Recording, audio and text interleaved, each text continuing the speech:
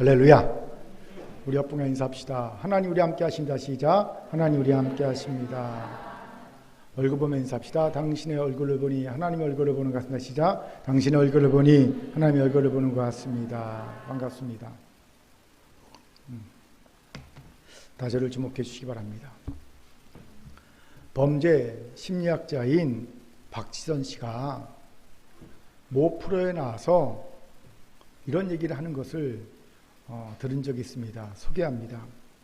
범죄가 중단되려면 자신의 행동이 잘못됐음을 스스로 인지하고 깨달아야 한다. 즉 범죄를 멈추기 위한 인지적 통찰이라는 것은 내가 정말 바보같이 살았구나, 내 인생을 내가 허비했구나, 그 사실을 본인이 깨달아야 한다. 우리가 익히 잘 알고 있는 이야기가 아닌가 싶습니다. 그런데 그날따라 이 말이 왠지도 마음에 확 와 닿았습니다. 왜일까요? 이 말을 듣는데 왜 내가 변화되고 싶다고 말하면서 변화되지 않고 성장 성숙하지 못하는지, 왜 성도들이 성장하지 않고 그 자리를 맴돌고 있는지, 이에 대한 답을 찾은 것 같았기 때문입니다. 바로 자신의 행동이 잘못됐음을 스스로 인지하고 깨닫고 있지 못하다는 것입니다. 대신 타인에게 잘못에 대해 듣기만 할 뿐이라는 거죠. 스스로 깨닫는 게 아니라 타인이 너 이거 잘못했어 라고 말하는 걸 듣는 것뿐이라는 겁니다. 여러분, 이런 경우 나는 잘 모르겠는데 타인이 자꾸 나의 잘못을 지적해 주는 경우, 우리는 그 소리를, 타인의 소리를 뭐라고 부릅니까? 잔소리라고 합니다. 잔소리란 옳지만 기분 나쁜 소리예요. 옳은 건 알겠지만 받아들이기 싫은 기분 나쁜 소리가 잔소리입니다. 듣기 싫은 소리지요. 이러니 그렇게 많은 말씀을 드리면서도 그렇게 우리의 변화와 성장이 더딘 겁니다. 변화도 잘 일어나지 않고 성장과 성숙도 더딘 거예요. 그렇게 시소 인생의 양책에서 저자 강유주 씨가 이런 얘기를 하더라고요. 결국 본인이 깨달아야 합니다. 타인의 100마디 말보다 본인이 경험한 한 번의 사건이 사람을 움직이게 만드는 법입니다. 공감할 수 있지 않습니까? 맞는 말이죠. 레미제라블에서 장발장이 어떻게 개가천선해서 시장까지 될 수 있었습니까? 본인이 자신의 잘못을 스스로 깨달은 거거든요. 그래서 시장까지 된 것 아니겠습니까? 그렇게 여러분, 잘못을 벗어나 변화되기 원합니까? 더 나아가 성장과 성숙의 삶을 살기 원합니까? 그렇다면 결국 자신 스스로 자신의 잘못을 깨달아야 합니다. 아, 내가 이게 정말 잘못됐구나. 이것이 내 인생을 정말 좀먹고 있었구나. 이걸 깨달아야 합니다. 그래야 변화의 강력한 힘을 얻어서 변화할 수 있습니다. 더 나아가 성장, 성숙할 수 있습니다. 오늘 이런 은혜가 우리에게 주어지기를 주의 이름으로 축원합니다. 아멘. 저를 따라합시다. 결국 자신이 깨달아야 옆분과 인사합시다. 변화할 수 있습니다. 변화할 수 있습니다. 아멘. 이런 우리에게 본문이 귀한 통찰을 주죠. 왜일까요? 본문을 봅시다. 고린도후서는 사도 바울이 고린도 교회 성도들 향해 쓴 4번째 편지입니다. 성경에는 고린도전서, 고린도후서 2권만 기록되어 있지만 사실 학자들에 의하면 사도 바울은 고린도 교회 성도들에게 4편의 편지를 썼다고 합니다. 고린도 전전서, 그리고 고린도 전서, 그리고 눈물의 편지라는 이름이 붙인 편지, 그리고 고린도 후서, 4편의 편지를 썼다는 거예요. 이 4편의 편지 흔적이 사실은 고린도 전서 후서에 이렇게 드러나 있어요. 질문 생기지 않습니까? 왜 바울은 다른 교회는 기껏해야 2편, 보통은 1편 썼는데 왜 고린도 교회 성도들에게만 4편이라는 많은 편지를 썼을까요? 이유가 있죠. 고린도 교회는 정말 많은 문제가 있던 교회였기 때문입니다. 이렇게 생각하면 됩니다. 교회에서 일어날 수 있는 모든 문제는 다 일어났다. 우리가 생각하는 이런 문제가 교회에서 일어날 수 있어 라고 생각하는 모든 문제가 다 일어난 교회라는 겁니다. 먼저 바울파, 아볼로파, 베드로파, 그리스도파. 나는 바울파야, 나는 아볼로파야, 나는 베드로파야. 나 사람에게 속한 거 너무 싫어. 나는 그리스도파야. 이런 4개의 파가 있어갖고요. 서로 싸웠어요. 갈등을 빚었습니다. 또 심지어는 이런 일도 있었어요. 아버지의 첩을 아들이 취하는 음행 사건이 있었습니다. 성도인데 아버지의 첩을 아들이 취했어요. 또 성도 간에 싸움이 있었는데 그 싸움이 그냥 교회 안에서 끝나지 않고 세상 법정으로 간 법정 소송까지 있었어요. 교회 성도들 간에. 또 잘못된 은사주의가 교회 예배의 질서, 교회의 질서를 파괴하는 일도 있었습니다. 시끄럽게 뒤에서 방언하고 사람들 예배 시간에 잘못된 은사를 막 사용하고 은사가 없는 사람들을 밑으로 보는 잘못된 은사주의가 있었어요. 그뿐이 아닙니다. 부활이 없어 주장하는 잘못된 신학을 주장하는 이들이 있었습니다. 야, 부활가 없어 이렇게 주장하는 이들도 있었고요. 강한 자, 부자와 약한 자, 가난한 자와의 갈등과 대립이 있었고요. 또 극단적 쾌락주의자와 극단적 금욕주의자 사이에 갈등과 비난이 있었어요. 극단적 금욕주의자는요, 야, 결혼하지 마, 결혼하면 안 돼, 흰 옷 입고 결혼을 금지했고요. 또 극단적 쾌락주의자는요, 야, 마음껏 범죄해도 돼, 우리는 이미 구원받은 존재야. 오히려 우리는 마음껏 우리 몸에 죄를 지어도 우리가 구원받는데 하등 지장이 없다는 걸 보여주므로 우리가 이미 구원받은 성도라는 걸 드러낼 수 있어. 그러니까 죄를 마음껏 짓자. 극단적 쾌락주의자와 극단적 금욕주의자가 서로 갈등과 비난하는 모습이 있었습니다. 결정적으로 목회자, 고린도교회 개척 목회자의 바울에 대한 음해와 배척도 있었습니다. 가장 큰 문제였죠. 바울은 공금을 횡령해, 헌금을 횡령해. 바울은 가짜 사도야. 바울은 지멋대로 선교해. 바울은 설교 됐다 못해. 뭐 이런 개인적인 음해와 배척이 있었어요. 이 많은 문제를 해결하기 위해 바울은 눈물의 편지까지 써가면서 4편의 편지를 고린도교회에 보낸 겁니다. 이것을 짐작할 수 있는 바가 무엇일까요? 고린도교회 성도들이 바울의 말을 정말 지겹게 안 들었다는 겁니다. 여러분, 말을 잘 들었으면요, 한 편의 편지만 써보내도 됐을 겁니다. 한 편만 써서 당신은 이런 잘못 고치십시오. 네, 알겠습니다. 끝! 그런데 써도 안 고치지는 거예요. 안 고쳐지는 거예요. 이런 상황에서 이 4편의 편지의 마지막 결론에 해당하는 권면이 바로 우리가 오늘 읽은 본문입니다. 뭔가 중요하고 의미심장한 권면이 기대되는 모습 아닙니까? 우리 같이 한번 5절 읽어봅시다. 같이 읽겠습니다. 시작. 너희가 믿음 안에 있는가? 너희 자신을 시험하고 너희 자신을 확증하라. 예수 그리스도께서 너희 안에 계신 줄을 너희가 스스로 알지 못하느냐? 그렇지 않으면 너희는 버림받은 자니라. 아멘. 지금 바울은 너희가 믿음 안에 있는가? 너희 자신을 스스로 시험하고 스스로 확증하라고 말합니다. 즉 스스로 너희의 영적 상태가 믿음이 어떤 상태인지를 성찰해 깨달아봐 라고 말하고 있는 겁니다. 왜 이런 말을 4편의 편지의 마지막 결론 부분에서 얘기하고 있을까요? 결국 스스로 자신의 잘못을 깨닫지 못하면 변할 수 없다는 것을 바울이 절감했기 때문이라는 겁니다. 아무리 얘기해줘도 본인이 깨닫지 않으면 변화가 없구나. 생각해 보세요. 4편의 편지를 쓰면서 얼마나 많은 말을 했겠습니까? 얼마나 많은 권면을 절절히 했겠습니까? 그게 절절히 나오거든요. 그런데 고린도교회 성도들은 회개하기는커녕 변화하기는커녕 오히려 반발했습니다. 반발심이 너무 커갖고 이 문제를 해결하기 위해 바울이 고린도교회에 못 갔어요. 대신 에베소에서 바울은요, 대신 디도를 보내서 이 문제를 해결했습니다. 왜? 자신이 문제를 해결하려 고린도에 가면 오히려 더 문제가 커질 것 같아요. 문제가 확산될 것 같아요. 그만큼 본인에 대한 반발이 심했다는 걸 아는 거죠. 그래서 바울이 고린도교회에 못 가고요, 대신 디도를 보내서 문제를 해결을 합니다. 그 정도로 문제가 확산됐어요. 편지를 보내면 회개하는 것이 아니라 편지를 보내면 그 편지 읽고 더 화를 내고 분노하고 바울을 대적하는 모습이 일어난 거예요. 참 대단하죠. 예. 이런 과정을 겪으면서 바울은 스스로 자신들의 잘못을 깨닫지 않는 한 변화 없다. 아무리 말해줘야 본인이 깨닫지 않은 변화가 없다는 사실을 절감했다는 겁니다.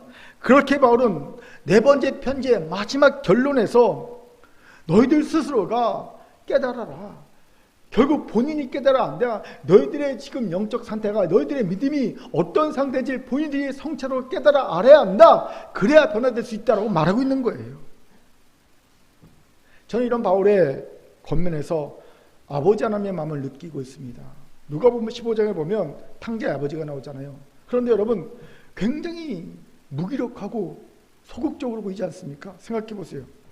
아버지가 돌아가시 전에 아들이 상속분을 요구하는 것은요, 당시에 관례로 의하면 굉장히 무례한 거예요. 아버지는 절대 줘서는 안 됩니다. 그런 무례한 자식에게는. 그런데 이 탕자는요, 당당하게 아버지가 돌아가시지 않고 아직 정정한데 아버지한테 자기의 상속분을 달라고 합니다. 안 줘야 되죠. 만약 저 같으면요, 이놈의 후레자치 그러고 몽둥이 들고 다리 몽둥이를 부러뜨렸을 것 같습니다. 근데 이 아버지는 어떡합니까? 이 무례한 아들의 요구를 들어줍니다. 상속분을 줍니다. 그러자 그 아들은 그 상속을 가지고 먼 외국에 나가서 다 탕진해버리죠. 또 아버지의 모습 보세요. 이런 정말 못된 아들을 매일 동부밖까지 나가서 기다립니다. 이 말은요, 돌아올 줄 알았다는 겁니다. 자, 질문. 어떤 상태로 돌아올 줄 알았을까요? 금이 환영할 줄 알았을까요? 아니요. 거짓골로 올 줄 알았다는 겁니다. 그 이유가 뭔지 아십니까? 진짜 아들이 거짓골로 올 때 아버지가 가타부타 네 모습 왜 이러니? 그 많은 돈 어떻게 했니? 묻지 않았다는 거예요. 대신 거짓골로 온 아들을 보자마자 뛰어가서 얼싸 안고 입 맞추고 귀한 옷 입혀주고 반지 껴주고 자녀의 것 회복해주고 잔치 벌여줍니다. 무슨 말입니까? 내가 이런 모습 올 줄 알았다는 겁니다. 알았다는 거예요. 질문 생기지 않습니까? 왜 탕자의 아버지는 이리 한 것일까요? 이유가 있지요. 기다려준 겁니다. 뭘요? 스스로 잘못을 깨달을 때까지. 스스로 잘못을 깨달아야 변화할 수 있다는 걸 안 거예요. 그래서 기다려준 겁니다. 이것이 바로 아버지 하나님의 마음이지요. 그렇게 아버지 하나님은 자신의 잘못을 도통 깨닫지 못하고 자꾸 하나님의 말씀을 도리어 귀찮아하고 잔소리 여기는 자녀에겐 기다리십니다. 그냥 기다리십니다. 그가 잘못을 스스로 깨달을 때까지 기다리십니다. 사실 저도 이럴 때가 간혹 있어요. 아무리 권면해줘도 잘 안 듣는 성도들이 있지요. 그러면요, 권면을 멈춥니다. 그리고 본인이 스스로 잘못을 깨달을 때까지 기다려줍니다. 중보하며 기다려줍니다. 물론 어떨 때는 꽤 오랜 시간이 걸릴 수 있어요. 10년, 15년 이렇게 걸릴 수도 있습니다. 이 기다림의 시간 동안 마음이 아프지요. 왜요? 여러분, 성도가 그냥 가만히 있는데 잘못을 깨닫고 돌아오지 않아요. 그럼요, 대부분의 경우는 그 삶에 고난이 오거나 쓰디쓴 실패가 오고 난 뒤에, 즉 탕자처럼 거지가 되고 난 뒤에 그때 비로소 잘못을 깨닫는다는 거예요. 이걸 아니까 그 모습을 보면 마음이 쓰리고 아프죠. 아이고, 거지가 되기 전에 와야 되는데 거지가 되고 나서가 올 것 같으니까 아픈 겁니다. 하지만 그렇게 해서라도 잘못을 깨닫고 변화할 수만 있다면 그게 더 낫기 때문에 기다리는 거예요. 기도하면서. 그럼에도 마음 한구석에서는 이런 굴뚝 같은 마음이 있죠. 덜 망하기 전에 왔으면 좋겠다. 더 맞기 전에 왔으면 좋겠다. 빨리 스스로 본인의 잘못을 깨닫고 돌아왔으면 좋겠다라는 마음이 사실 굴뚝같이 있어요. 사랑하는 성도 여러분, 고난을 당하고 쓰디쓴 실패를 경험하고 나서 비로소 잘못을 깨닫는 어리석은 자가 되지 맙시다. 그 전에 스스로 잘못을 깨닫고 변화를 갈구하는 지혜로운 자가 되기 바랍니다. 하나님은 이런 자도 기뻐하십니다. 질문, 그럼 어떻게 그럴 수 있을까요? 그 방법이 오늘 바울의 권면에 있지 않습니까? 바로 내 믿음 안에, 내가 믿음 안에 있는가 스스로 시험하고 확증하라는 겁니다. 내가 믿음 안에 있는가 스스로 시험하고 확증하는 겁니다. 그렇습니다. 우리가 고난을 당하고 쓰디쓴 실패를 경험하고 나서야 비로소 잘못을 깨닫는 어리석은 자가 되지 않기 위해 우리는 바로 지금 현재 여기에서 나의 믿음을 시험하고 확증해야 합니다. 스스로. 그리고 그 결과 믿음 안에 없다는 결과지가 나오면 우리는 통한의 눈물을 흘려야 합니다. 버림은 받은 자입니까? 버림받은 자예요. 우리 가운데 이런 이가 단 한 명도 없길 바랍니다. 이 시험하고 확증해서 믿음에 통과하길 바랍니다. 자, 저를 따라합시다. 당신의 믿음이 시험과 확증을 몇 분을 보면서 통과하기 바랍니다. 통과하기 바랍니다. 꼭 그럴 수 있기 바랍니다. 이를 위해 우리가 알아야 할 것이 있지요. 어떻게 이 시험과 확증을 통과할까? 바로 시험하고 확증하라는 권면의 의미를 알아야 합니다. 우리 같이 알아봅시다. 먼저 시험하라는 권면의 의미를 알아봅시다. 시험하라로 번역된 헬라어가 페라세테입니다. 이건 조사하다라는 기본 뜻을 가진 헬라어 단어지요. 이 단어는 페이라라는 명사에서 유래됐고요. 페이라는요, 시험이라는 뜻을 갖고 있어요. 그렇게 페이라제테는 조사하기 위해 시험하다라는 겁니다. 뭔가를 조사하기 위해 시험하는 겁니다. 여기서 질문이 생기지요. 어떤 것을 조사하고 시험하라고 한 걸까요? 간단히 알 수 있습니다. 5절에 무엇이라 말합니까? 너희는 믿음 안에 있는가? 라고 말하죠. 즉 자신의 믿음을 조사하고 시험하라는 겁니다. 다시 질문이 생깁니다. 그럼 우리 자신의 믿음을 조사하고 시험한다는 것은 무슨 의미일까요? 그 의미가 뭡니까? 내 믿음 조사하고 시험하라? 그 의미가 뭘까요? 이에 대한 답을 추정하게 하는 근거가 헬라어 페이라제테를 번역한 영어 단어 테스트에 있어요. 테스트. 여러분, 영어 테스트는요, 그 어원을 살펴보면 질그릇 단지란 뜻에서 나온 단어입니다. 여기서 질그릇 단지라고 하니까 고추장, 된장 담는 질그릇 생각하는 분인데 그거 아니에요. 여기서 질그릇 단지란요, 중세시대 때 연금술사 같은 사람들이 금속 실험을 하던 그런 질그릇 단지를 의미합니다. 감이 잡힙니까? 여러분, 이 테스트한다는요, 이 금속이 도대체 뭐지? 정체성을 확인하고 이 금속에 순도가 얼마나 되지? 순도 등을 실험하는 때 쓰는 단지를 말합니다. 거기에서 테스트가 나온 거예요. 즉 테스트는요, 금속의 정체성과 금속의 순도를 조사하고 시험하다는 의미를 가진 단어입니다. 그렇게 방금 한 질문, 우리 자신의 믿음을 조사하고 시험한다는 의미가 뭘까라는 질문에 대한 답을 우리는 추정할 수 있죠. 내 믿음의 정체성, 내가 가진 믿음의 순도를 조사하고 시험하는 겁니다. 내가 과연 믿음을 가진 이 믿음이 어떤가? 내 믿음의 순도는 어떤가? 마치 금속의 정체성과 순도를 조사하고 시험하듯이 그렇게 조사하고 시험하라는 겁니다. 여러분, 이것에 주목합시다. 우리는 스스로 내 믿음의 정체성과 내 믿음의 순도를 조사하고 시험해야 합니다. 내 믿음이 잘못된 믿음은 아닌지, 더 나아가 내 믿음이 가짜 믿음은 아닌지, 내 믿음에 얼마나 많은 불순물들이 있는지, 내가 순도 몇 퍼센트의 믿음인지, 내 믿음은 내가 당한 문제를 해결할 수 있는 정말로 능력 있는 믿음인지, 내 믿음은 나를 구원시킬 수 있는 진짜 능력 있는 믿음인지 정말로 조사하고 시험해 봐야 한다는 겁니다. 여기 안타까운 현실이 있죠. 자신의 믿음을 조사하고 시험하는 이가 적습니다. 그냥 막연하게 자신에게 믿음이 있겠거니 합니다. 왜요? 나 교회 다니니까. 내가 예배 드리니까. 많은 사람들이 나 교회 다니니까 예배 드리니까 믿음이 있겠거니 하고 막연하게 생각합니다. 또 교회에서 열심히 봉사하고 교회에서 직분 맡아서 열심히 행하는 사람들은요, 또 막연하게 생각합니다. 나 믿음이 좋겠거니 합니다. 나 그래도 교회에서 장로, 권사, 집사, 교사 직분 받았고 열심히 하는데 나 믿음 좋겠거니 막연하게 생각합니다. 그런데 이러다 큰 거 다칩니다. 주 앞에 갔을 때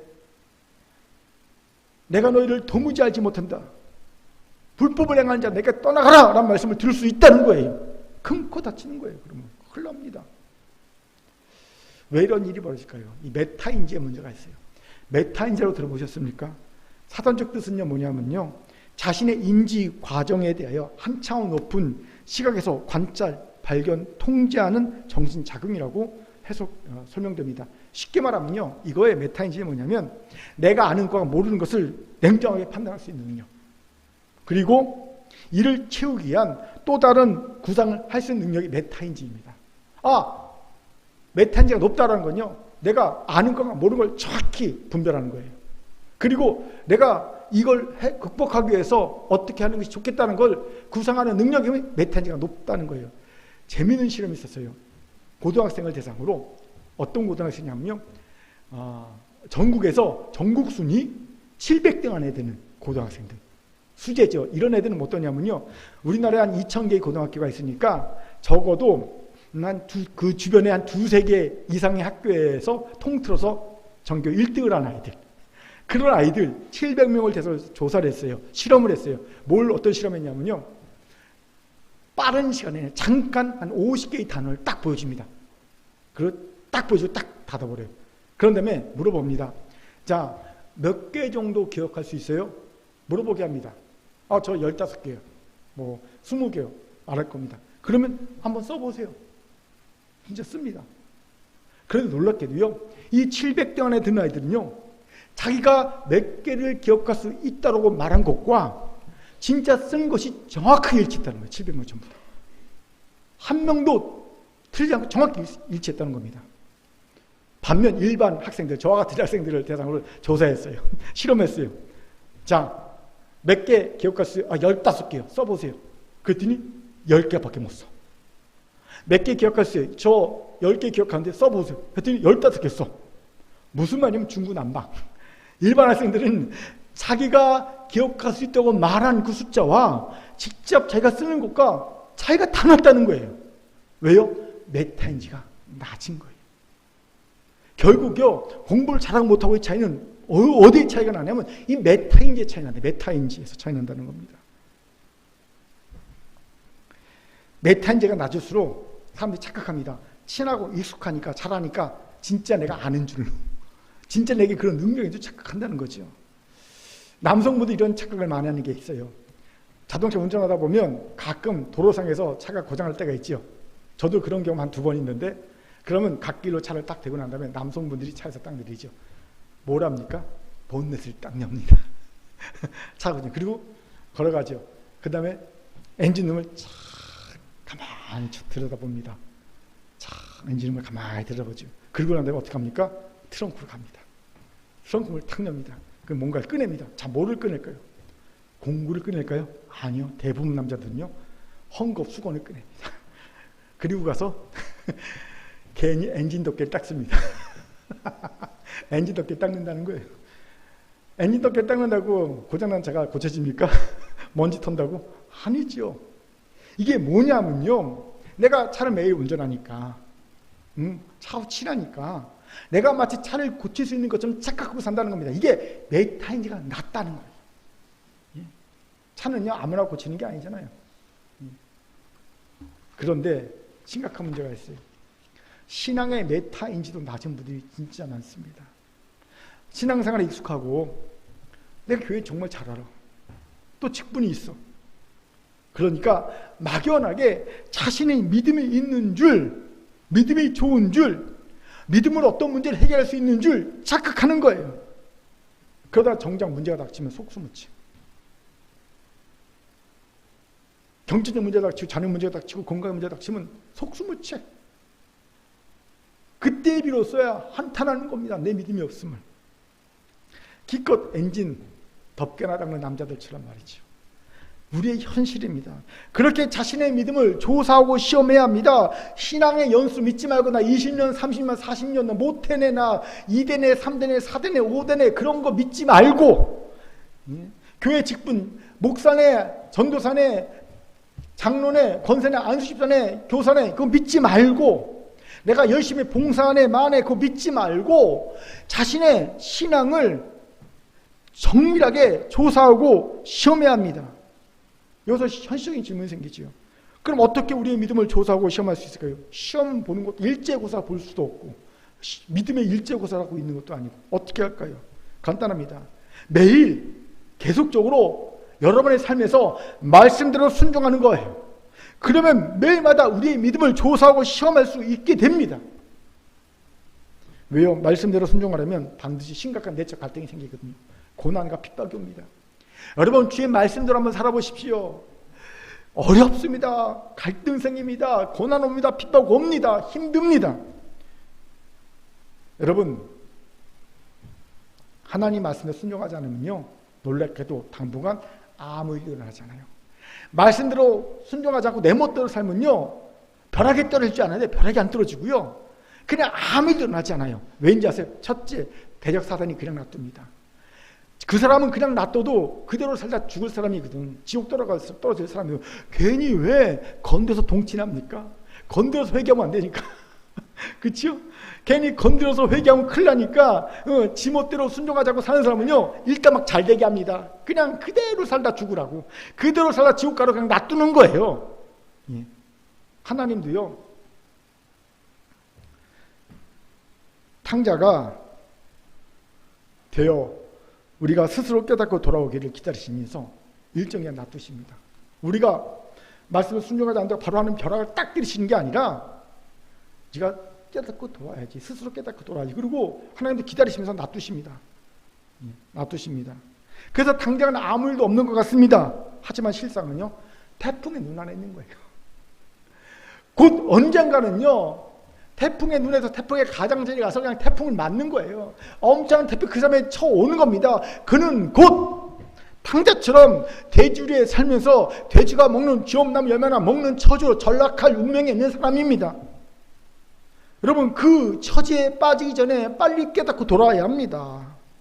들을 귀한 자는 들으시기 바랍니다. 반면에 하나님의 말씀대로 매일 순종하려면 심각한 문제가 발생하죠. 일단 사단이 가만두지 않아요. 난리가 났거든요. 얘를요, 가만두면 큰일 나거든. 그러니까 어떻게 하든지 하나님 말씀 순종하지 않게 하기 위해서 고난 주고 핍박 주고 어려움 주는 겁니다. 이런 경우 있죠. 신앙생활 열심히 하다가 모처럼 만에 마음 다잡고 예배 좀 열심히 드리고 기도생활 좀 열심히 하고 말씀도 열심히 읽고 봉사도 하려고 하니까 괜히 막 문제가 생겨. 가정에 불화가 일어나고 막 사업이 안 되고 자녀들이 삐딱해지고 막 몸에 병이 들고 힘들어져. 이게 뭔가? 이거 왜 그러지? 말씀 생활 열심히 하고 기도생활 열심히 예배 열심히 드리고 봉사 열심히 하면 하나님 막 복 주시고 막 안 되는 것도 잘 되게 했고 그럴 줄 알았는데 오히려 막 고난이 오고 핍박이 오고 어려움이야. 그러면 사람들이 막 흔들리잖아요. 그러라고 흔들리려고 사단이요 어려움을 주거든요. 또 하나님도요, 우리 보니까 이제 말씀대로 순종하려고 결단해서, 그럼 하나님도 요놈 봐라, 그래 이제 내가 얘를 변화시킬 준비가 됐구나. 그래갖고요, 하나님이 우리를 하나님이 멋지게 만드실 그런 하나님의 작품을 만드실 재료로 딱 여기십니다. 하나님은요, 순종하지 않으면요 절대 손 안 대십니다. 하나님이 손대셔서 멋진 하나님의 작품을 만들 사람은요, 기본 조건이 뭐냐면 순종의 삶이에요. 순종을 하겠다고 결단한 사람만 하나님이 하나님의 작품을 만드실 재료로 딱 선정하십니다. 그리고 하나님 어떻게 하는지 아세요? 망치 정드십니다. 쪼기 시작하죠. 그냥 있으면 작품이 됩니까? 쪄야지요. 망치로 정으로 쪄서 다듬어야지요. 깨야지요. 부숴야지요. 그래야 작품이 되잖아요.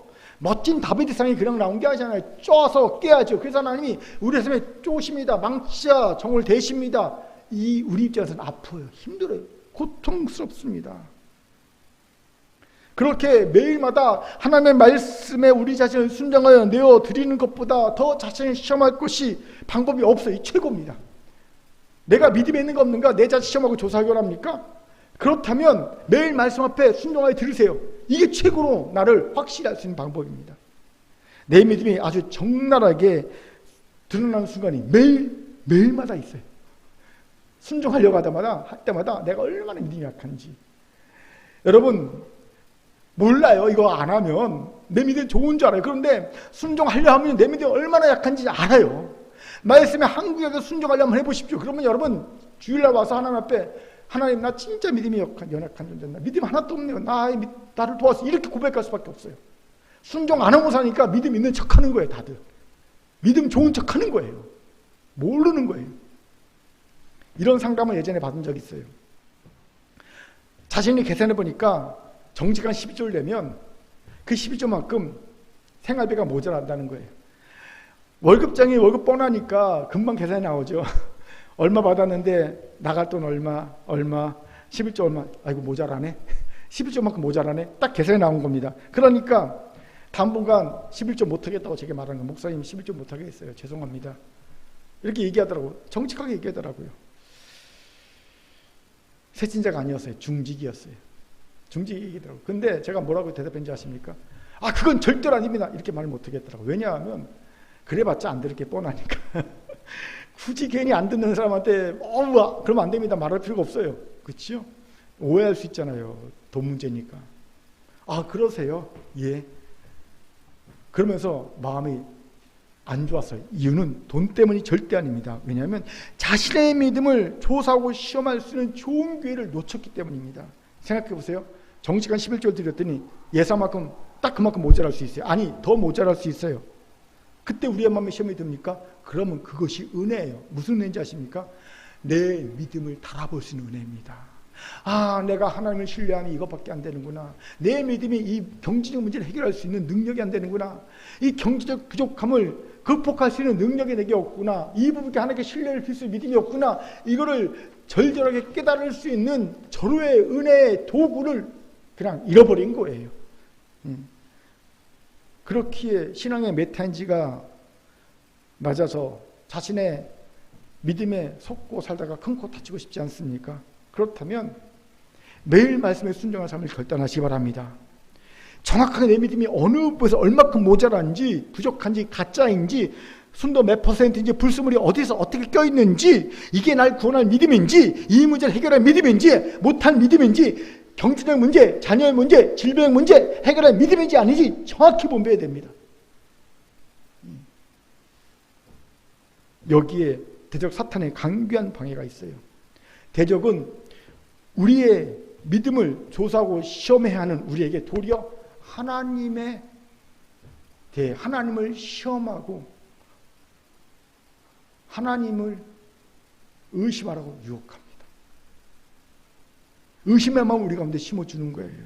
하나님이 정말 너를 사랑하실까?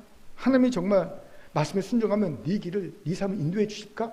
아니야, 너한테 관심도 없어. 이렇게 우리에게 의심의 마음을 심어주고 우리의 믿음을 흔듭니다. 하나님에 대한 신뢰를요 버리도록 유혹합니다. 속지 마십시오. 여러분, 우리는 하나님이 아닌 우리를 시험해야 합니다. 이거 거꾸로 하면 안 됩니다. 하나님은 그 누구에도 시험 받을 분이 아니고요, 시험 받지도 않으시는 분입니다. 하지만 현실에 우리는 자꾸 하나님을 시험하고자 의심합니다. 하박국 선지자도 이런 어리석은 의심을 했던 자였지요. 그는 이방 바벨론에게 하나님의 섬인 이스라엘이 공명당하는 것이 너무 황당해서 이건 하나님의 공의와 정의도 아니고 하나님의 상에도 맞지 않다고 생각했습니다. 그는 하나님의 사랑에 대한, 공의와 정의, 사랑에 대한 의심을 품었어요. 아니, 하나님이 존재하시는가, 심지어는 하나님 우리를 사랑하신가에 대한 의심을 품었습니다. 그렇게 그는 감히 선지자라면 내뱉을 수 없는 의심과 불신의 말을 하나님을 향해 내뱉어버립니다. 그러고 난 다음에 뭐라고 하냐면요, 하나님이 나의 이런 말에 대해 어떻게 대답하시는가 듣고자 한다. 그리고 높은 성에 올라가서 하나님께 귀를 기울이고 있습니다. 제가 하박국서 2장 2절 읽죠. 내가 내 파수하는 곳에 서며 성묘에 서리라. 그가 내게 무엇이라 말씀하시는지 기다리고 바라보며 나의 질문에 대해 어떻게 대답하시는지 보리라. 어떻게 선지자가 이렇게 할 수 있을까요? 제 생각에 이때 하박국은요, 하나님이 진짜로 살아계시긴 할까? 살아계셔도 하나님이 우리에 대해서 사랑과 관심을 갖고 계실까? 아니야 라는 의심과 불신의 마음이 가득 찼던 것 같습니다. 그렇게 그는 사실 하나님이 자신의 질문에 대답하지 않을 거라고 믿고 그렇게 선지자로서는 해서는 안 되는 그런 막말을 하나님께 쏟아 붓고 난 다음에, 그렇지요? 하나님 앞에 나가서 귀를 기울인 겁니다. 그때 하나님은요, 그의 기대와 달리, 그는 진짜로 하나님의 음성이 들릴 줄 꿈에도 생각하지 못했을 것 같아요. 그의 기대와 달리 하나님이 직접 그에게 말씀하십니다. 우리가 잘 아는 말씀이지요. 하박국 2장 4절 같이 읽겠습니다. 시작. 보라, 시작. 보라, 그의 마음은 교만하며 그 속에서 정직하지 못하나 의인은 그의 믿음으로 말미암아 살리라. 아멘. 하나님은 의인은 믿음으로 산다고 말씀하십니다. 그렇습니다. 우리가 그리스도 예수의 구속의 은혜로 의인이 되었다면 이제는 마땅히 의심도 불신도 아닌 믿음으로 살아야 합니다. 이 믿음으로 하나님을 의심하고 시험하여 자기 뜻대로 안 된다고 원망 불평하며 불신하는 믿음을 잃어버린 자가 되지 않고 도리어 자신의 믿음의 정체성과 순도와 연약함을 정확히 알고 자신의 믿음 없음을 고백하며 하나님께 도움을 청할 수 있는 자가 되어야 합니다. 마치 변화산 밑에서 귀신의 아들을 데려왔던 그 아버지가 예수님께 책망을 듣고 예수님께 자신의 믿음 없음을 도와달라고 요청했던 것처럼 우리의 믿음의 고백으로 마가복음 9장 24절 읽겠습니다. 시작. 곧 그 아이의 아버지가 소리질러 이르되 내가 믿나이다. 나의 믿음 없는 것을 도와주소서 하더라. 나의 믿음 없는 것을 도와주소서. 여러분, 이 믿음의 고백이 우리 안에 있어야 하고요. 분명 하나님 우리의 이 믿음의 고백을, 이 정직한 고백을 들으시고 우리의 믿음을 온전하게 해주실 겁니다. 순도 100%의 믿음, 구원받을 만한 믿음, 문제를 해결할 믿음, 순종할 수 있게 하는 믿음, 이 믿음으로 우리를 변화시켜 주실 줄 믿습니다. 아멘. 저를 따합시다. 자신의 믿음을 조사하고 시험합시다. 시작. 자신의 믿음을 조사하고 시험합시다. 한 번 더 고백합시다. 나의 믿음 없는 것을 도와주소서. 시작. 나의 믿음 없는 것을 도와주소서. 아멘. 두 번째로 확증하라는 권면의 의미를 살펴봅시다. 확증하라로 번역한 헬라어가 도키마제테입니다. 이건 주시하다는 뜻을 가진 주시하다는 뜻을 가진 단어지요. 이 단어는 도케라는 단어에서 파생했는데 신뢰할 수 있는 존중한 귀중한이라는 뜻도 갖고 있습니다. 신뢰할 수 있는 존중한 귀중한.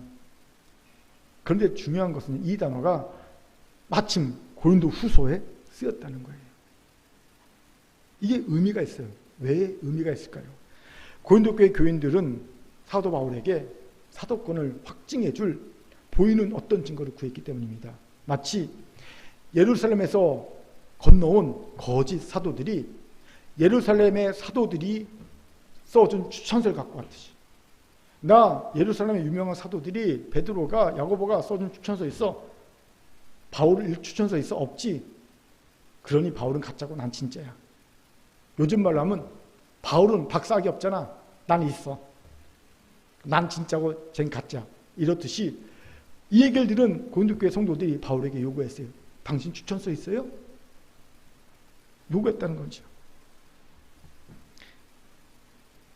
여기에 바울이 헬라어 도키마제테를 쓴 이유가 있습니다. 그 이유가 뭘까요? 너희들 스스로 자신들의 주장과 행동을 주시하라는 겁니다.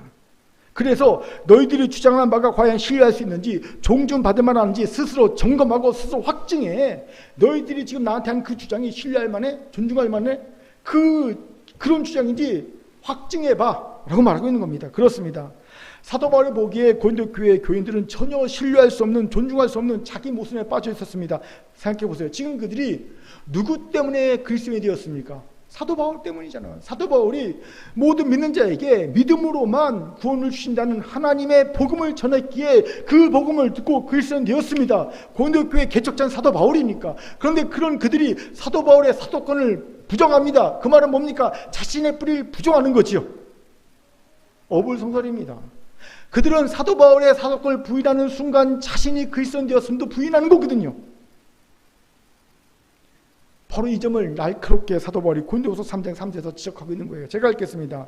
너희는 우리로 말미암아 나타나는 그리스도의 편지니 이는 먹으로 쓴 것이 아니라 오직 살아계신 하나님의 영으로 쓴 것이며 또 돌판에 쓴 것이 아니라 오직 육의 마음판에 쓴 것이라. 여기서 편지란 추천서를 말합니다.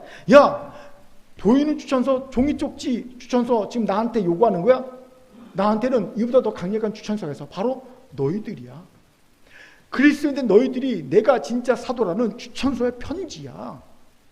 바울이 말하는 거예요. 그런데 다른 어떤 편지가 필요하냐는 주장이죠.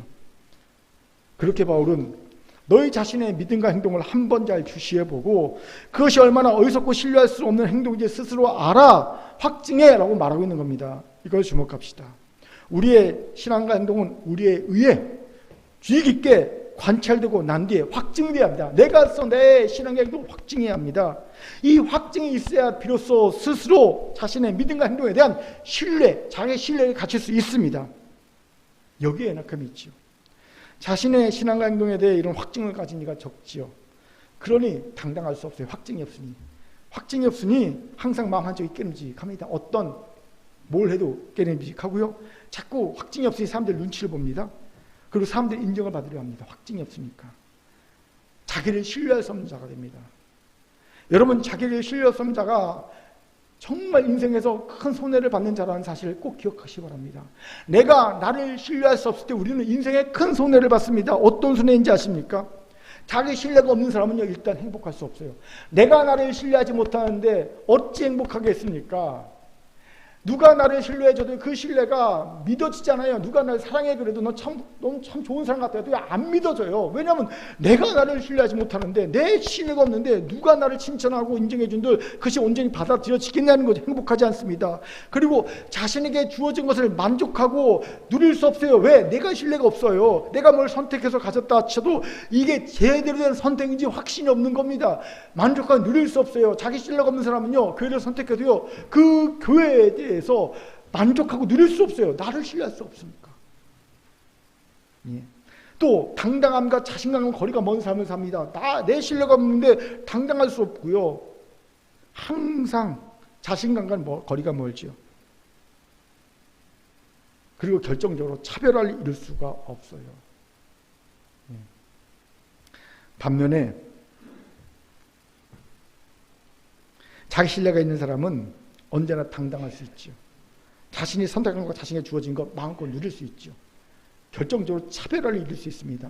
제가 차별화 여러 번 말씀드렸으나 정서적으로 건강한 영성을 가지려면 차별을 이루어야 한다 말씀드렸죠. 차별화가 뭡니까? 주변 사람들의 압력과 상관없이 내가 생각한 내 삶의 목적, 가치관을 정의하고 그대로 살 수 있는 능력, 내가 소중히 여기는 삶의 가치관 이거야. 딱 정하고 난 다음에 그것을 정말 꿋꿋이 그 길을 갈 수 있는 능력, 이게 차별화예요. 이 차별화가 높은 차별화, 성숙한 차별화가 될수록 행복해지거든요. 그런데 이런 자기 신뢰가 차별화의 핵심 요소가 됩니다. 유명한 책이 있어요. 오스왈드 에머슨이 쓴 자기 신뢰라는 책이 있어요. 세계의 명사들이 극찬한 책입니다. 한번 읽어보세요. 그 책에 이런 내용이 있습니다. 소개합니다. 세상 속에서 세상의 견해에 순응하며 살아가는 것은 쉬운 일이다. 또한 홀로 존재한다면 자신의 견해에 따라 사는 것도 쉬운 일이 될 것이다. 그러나 위대한 사람은 군중 속에서도 완벽한 온화함을 유지하며 고독하게 홀로 사는 사람이 아니겠는가. 에머슨이 말한 위대한 사람은요, 다른 사람이 아닙니다. 대단한 미국 대통령, 대단한 일을 이룬 사람, 그런 사람이 아니라 진짜 위대한 사람은 어떤 사람이냐면요, 높은 수준의 차별화를 이루는 사람입니다. 세상의 압력과 상관없이 내 삶의 가치관과 내 삶의 어떤 목표를 향해 꾸준히 자신만의 길을 갈 수 있는 사람, 그 사람이 위대한 사람이라고 말합니다. 당연히 이런 사람은요, 행복해질 수 있어요. 이 근거가 자기 신뢰입니다. 그렇게 자기 신뢰가 너무 중요하죠. 이를 위해 반드시 필요한 게 뭐라고? 자기 확증. 자기 확증 있는 사람이 자기 신뢰가 되니까. 그런데 아쉽게도 대다수의 성도에게서 볼 수 있는 모습은 남의 신앙과 남의 행동에 대해서는 주의 깊게 보고요, 쉽게 확증합니다. 그는 그런 사람이야, 속으로. 다른 사람은 유심히 쳐다보고요, 금방 확증합니다. 그래, 남옥산 이런 사람이야. 오삼원 이러는 사람이야. 박장로 이런 사람이야. 안장로 이런 사람이야. 금방 확증해버립니다. 그런데 정작 자신의 신앙과 행동을 주의 깊게 보고 자기 확증을 안 되면 영 서툴다는 겁니다. 난 내가 누군지 모르겠어. 나 그래요. 잘 모르겠어요, 내가 누군지. 남은 그렇게 쉽게 알면서. 쉽게 말해, 남의 눈에 있는 티는 잘 보면서 자기 눈에 있는 들보는 못 보는 삶이라는 거죠. 이번 철학 때 하나님 우리 공동체 주신 말씀이 바로 이것이었어요. 하나님 말씀하시더라고요. 남의 눈에 있는 티를 보기 전에 내 눈에 있는 들보를 먼저 보고 그 들보를 뺀 후에 남의 눈에 티를 봐라 그러시더라고요. 여러분 기억하셔야 합니다. 남 눈에 뭔가 보입니까? 티가 보입니까? 그러면요 반드시 기억하실 게 내 눈에 들보가 있겠거니. 꼭 그래야 합니다. 이게 진짜 꼭 기억하셔야 돼요. 누가 딱 누굴 봤는데 그 티가 보였습니까? 그러면요 반드시 역으로 생각하세요. 내 눈에 들보 있다. 맞습니다. 그럼. 그런데 더 심각한 사람이 있어요. 좀 전에 말한 사람은 속으로 생각하죠. 이 사람은요 그걸요 겉으로 말합니다. 자기 확증과 자기 신뢰도 없이 그냥 남에 대해 비난의 말을 서슴없이 말합니다. 저는 종종 우리나라 정치인들 볼 때 이런 생각을 합니다. 상대당을 비난하거나 상대 정치인을 막 비난하고 막 그러잖아요. 그럴 때 저들이 자신이 지금 하는 말을 진짜로 믿고 하는 말일까? 자기 확증 가운데 하는 말일까? 이런 생각이 들어요. 정말 그들이 확증 가운데, 확신 가운데 저런 말 한다면 어리석을지언정 정직한 삶을 인정해 줄 수 있겠어요. 그런데 제가 보니까 아니더라고요. 자신도 못 믿고 안 믿고 확신도 없으면서 일단 반대해야 하고 일단 비난해야 하고 일단 변명해야 하니까 무조건 지르고 보니까 허다하다라는 거죠. 그러니 온 국민을 청력 테스트를 시키는 거 아니겠습니까? 누가 들어도 정확하게 들리는 걸 갖고 온 국민 청력 테스트 시키는 이유가 뭡니까? 저는요, 그 사람들이 과연 자기 확신 가운데 저런 얘기를 할까? 아닐 걸 생각. 그러니까 변명이 계속 바뀌잖아요. 계속 바뀌었잖아요. 변명이. 그렇죠? 계속 바뀌었잖아요. 그렇게 우리의 신앙 행동이 정직하고 주의깊게 관찰해서 확증과 신뢰를 할 수 있는가? 스스로 그 신앙 행동에 대해 존경할 수 있는가? 점검해야 합니다. 점검해야 돼요. 내 말과 행동이, 내 신앙과 행동이 과연 신뢰할 만한가? 존경할 만한가? 점검해야 합니다. 확증받아야 합니다. 이 부분에서 사도 바울의 한 권면이 많은 통찰을 주시죠. 빌립보서 3 8절의 권면입니다. 우리 같이 읽겠습니다. 시작. 끝으로 형제들아 무엇이든지 참되며 무엇이든지 경건하며 무엇이든지 옳으며 무엇이든지 정결하며 무엇이든지 사랑받을 만하며 무엇이든지 칭찬받을 만하며 무슨 덕이 있든지 무슨 기림이 있든지 이것들을 생각하라. 아멘. 기림은요 명예로운가로 해석하면 됩니다. 보세요. 바울은 어떻게 우리의 신앙과 행동을 확증할 것인가, 신뢰할 수 있게 할 것인가, 존경할 만하게 할 것인가 확증하는 방법을 얘기합니다. 가이드라인을 선정해 주는 거예요. 자, 너의 신앙과 행동이 철저히 참된가 봐. 참된가? 그리고 경건한가 봐. 옳은가 봐. 정결한가 봐. 사랑할 만한가 봐. 칭찬 받을 만한 일인가 봐봐. 덕이 있는 일인가 봐봐. 명예로운 일인가 봐봐. 꼼꼼히 따져봐 라고 말하는 겁니다. 기준의 제시입니다. 이 기준을 통과하면 자신의 신앙과 행동이 확증을 가지고 좋은 행동인 거예요. 신앙인 거예요. 자신을 가질만 합니다. 그런데 이 가운데서 벗어나는 것이 한 개도 있다? 다 맞는데 정결하지 않아. 꽝. 예? 여러분, 내 혈액 중에 단 0.05%만 알코올이 있어도요, 면허 취소입니다. 아세요? 다 지켜도요, 정결하지 않아. 그럼 나머지 꽝, 곱하기 0. 이 모든 조건을 다 갖춰야 되는 거예요. 참되고 경건하고 옳고 정결하고 사랑받을 만하고 칭찬받을 만하고 덕이 있고 명예롭고 이게 다 조건에 갖춰줘야지 비로소 자기 신뢰, 자기 확증, 자기 신뢰를 가질 수 있게 되는 겁니다. 이제 묻겠습니다. 여러분의 신앙과 지금 행동은 이 기준을 통과하고 있습니까? 그렇다면 자기 확증 가지세요. 자기 신뢰 가지세요. 당당해도 됩니다. 자신 있게 말해도 됩니다. 자신 있게 하나님 앞에 그 일을 향해 나아가도 됩니다. 하지만 그렇지 못했다면 변화가 필요한 분이에요. 그 믿음과 그 행동에 변화가 필요한 분입니다. 하나님 말씀하십니다. 변화해야 돼. 깨달아. 말씀하시는 거예요. 오늘 이 하나님의 음성을 듣길 바랍니다. 아멘. 따라합시다. 자기 확증과 자기 신뢰를 가집시다. 시작. 자기 확증과 자기 신뢰를 가집시다. 아멘. 이제 말씀하시죠. 진정한 변화는 스스로 잘못을 깨닫고 인정할 때 비로소 시작됩니다. 그렇게 진정한 자기의 믿음과 행동을 성취하지 못한 자는 성장과 성숙, 변화, 도모할 수 없습니다. 아예 불가능합니다. 그럼 변화의 시작은 뭐라고요? 내가 진짜 잘못했구나. 진짜 내가 헛살았구나. 내 인생을 내가 좀먹었구나. 깨닫는 거예요. 이게 필요합니다. 진지한 자기 성취하는 자는 반드시 변화를 하게 돼 있어요. 제가 좋아하는 시 중에 고비라는 시집이 있어요. 최승호 시인이 쓴 고비인데 이게 고비가 고비 사막을 뜻하는 거예요. 최승호 시인이 열흘 동안 직접 발로 고비 사막을 횡단했어요. 그러면서 열흘간의 그 고비 사막에서 경험을 녹여서 고비라는 시집을 냈어요. 여러 가지 시집이 있는데 읽어볼 만합니다. 근데 이런 얘기를 하더라고요. 시인이 나를 찾기 위해 텅 빈 사막을 걸었다. 이 얘기를 딱 듣는데 되게 부러웠어요. 뭐가 부러웠냐면 진짜 첫째가 뭐냐면 자기를 성찰하기 위해 고비사목을 걸을 만한 열정이 부러웠어요. 두 번째는 이 경비가 만만치 않을 텐데 그 경비를 댈 수 있는 여유, 시간도 적어도 한 20일 정도 들었을 텐데 갔다 왔다 그 시간적 여유 부러웠어요. 예. 특히 첫 번째가 부러웠습니다. 왜냐하면 저를 돌아보니까 이런저런 일들에 얽매여서 해야 될 일들, 삶에 얽매여서 도대체 나를 돌아볼 여력이 없더라는 거죠. 삶에. 그냥 분명 주일 저녁이었는데 눈 뜨면 또 주일 아침이야. 일주일에 어떻게 하는지 모르겠어.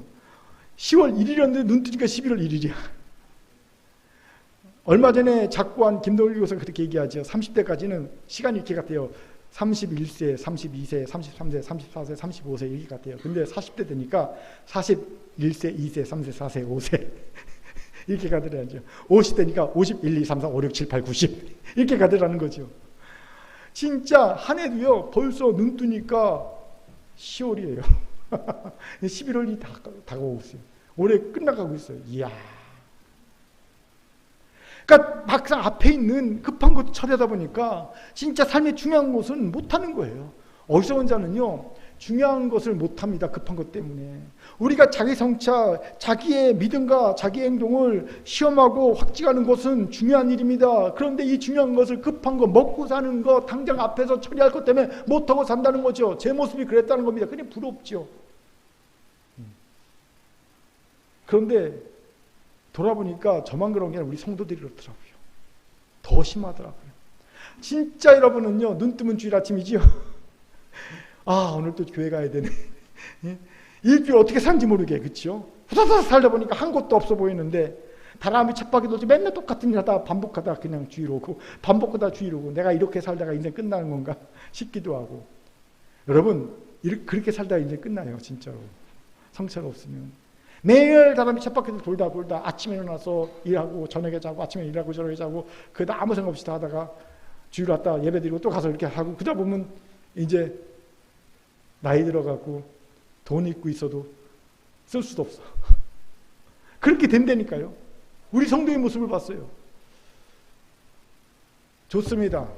그래도 구원받을 만한 믿음이 있으면 좋아요. 그런데 교회는 열심히 다녔고 직분도 있는데 어느 날 주 앞에 딱 갔을 때 내가 너를 도무지 알지 못한다. 믿음이 불법을 향하되 내가 떠나가라 라는 말씀을 들으면 이건 진짜 난감하잖아요. 큰 코 다치잖아요. 그렇기에 급하고 중요한 것 중에 급한 걸 먼저 하자는 거예요.